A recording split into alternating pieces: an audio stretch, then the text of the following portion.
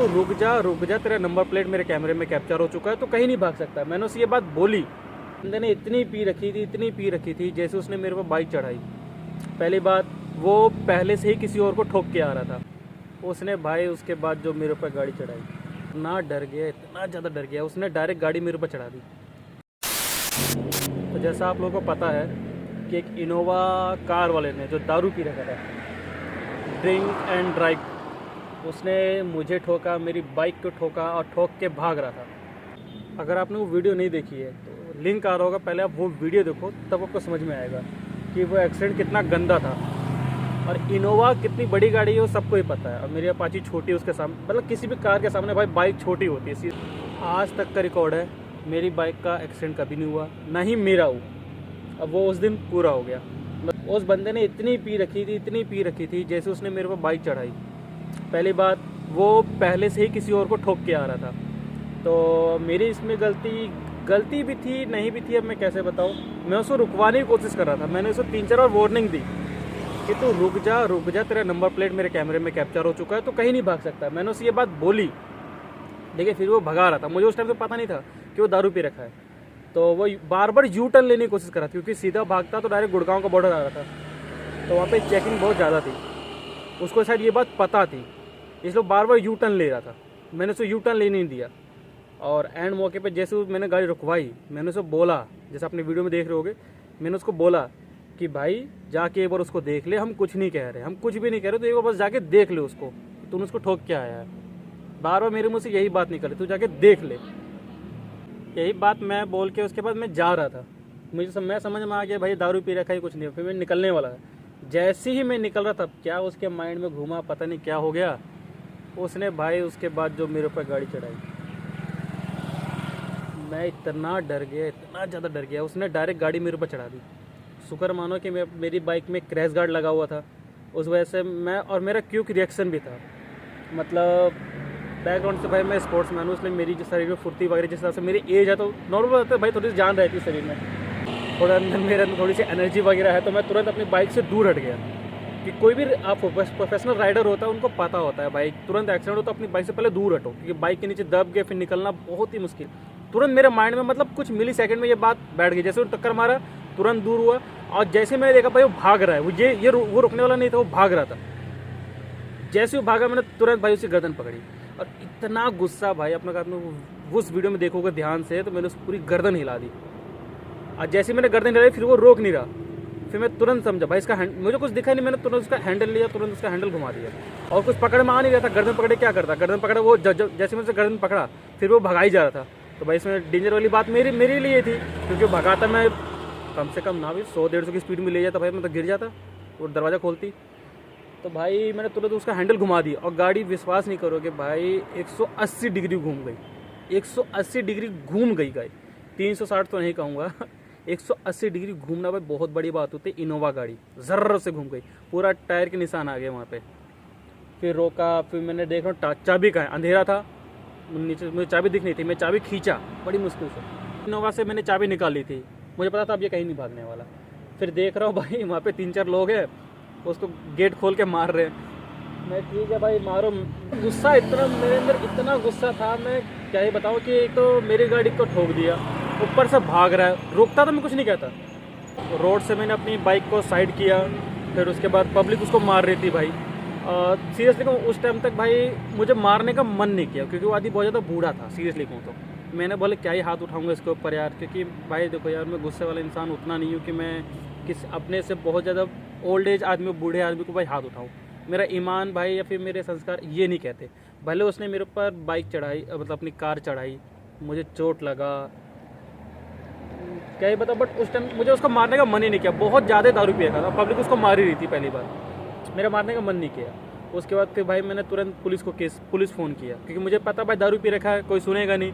और दूसरी बात, ये किसी कंपनी के लिए गाड़ी चला रहा था। तो भाई मैंने तुरंत पुलिस को फ़ोन किया, पुलिस को भाई फ़ोन, और पुलिस, दिल्ली पुलिस यार मिनिमम आने में 5 मिनट लगा ही, 5 मिनट 6 मिनट तो लगे उसे आने, पुलिस को आने में इतना टाइम तो लगा। और इतने टाइम में एक चीज़ क्या हुआ, 3-4 कैब वाले जो भाई थे, कैब वाले गाड़ी रोके और मेरे पास आए, बोल रहे भाई जाने दो, अपना ही भाई है, बिहारी है। मैंने भाई वैसे बिहारी की बात कहाँ से आ गई, मतलब वो बंदा यूपी का था, शायद यादव वगैरह होगा। वो मुझसे ये कह रहा कि भाई जाने दो, हटाओ, ये सब होता रहता। भाई होता रहता, मेरी अभी टांग चली जाती तो कौन जिम्मेदारी लेता? मतलब क्या बोलेगा, लॉजिक देख रहे हो? मतलब वो ड्राइवर के ही सपोर्ट ले रहे थे। भाई वो दारू पी रखा, पहली बात। वो मुझे ठोका, ठोक के रुकता तो अलग बात, वो ठोक के भाग रहा था तो मेरे से गाड़ी स्टॉप करवाई बड़ी मुश्किल से, अपने जान पे खेल कर। अब तुम भाई उसी का सपोर्ट कर रहे हो। भाई मेरे कैब वालों से निवेदन है भाई, किस दिन आपकी फैमिली के साथ ऐसा होगा ना, तब जाके वहाँ क्या उस टाइम आप गाड़ी वालों का सपोर्ट लेना।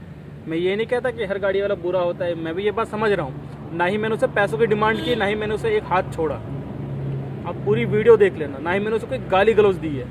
भोसड़ी के बोला था उस टाइम तो वो अलग बात है, लेकिन माँ बहन की गाली मैंने दी, ना ही मैंने एक हाथ छोड़ा है। और ऊपर से गलती बाइकर की होती है हमेशा, इस बात का ध्यान रखना। हमेशा गलती बाइक राइडर की होती है। अब उसने अच्छा हेलमेट पहन रखा है, गोप्रो लगा, कैमरा लगा के रखा हुआ है, राइडिंग जैकेट पहन के, तो हमेशा गलती बाइक वाली की होती है। अगर मैं इनोवा गाड़ी से चाबी नहीं निकालता तो जो 3-4 ड्राइवर आए थे कैब वाले, वो उसको वहाँ से निकलवा देते किसी न किसी तरह। अच्छा वो मैंने चाबी निकाल ली थी पहले ही। फिर उसके बाद पुलिस वगैरह आए, पुलिस को बताया भाई ऐसी बात है, ये है वो है। उन्होंने मुझे ऐसा ठोका, उन्होंने पीछे भी एक एक्सीडेंट किया है।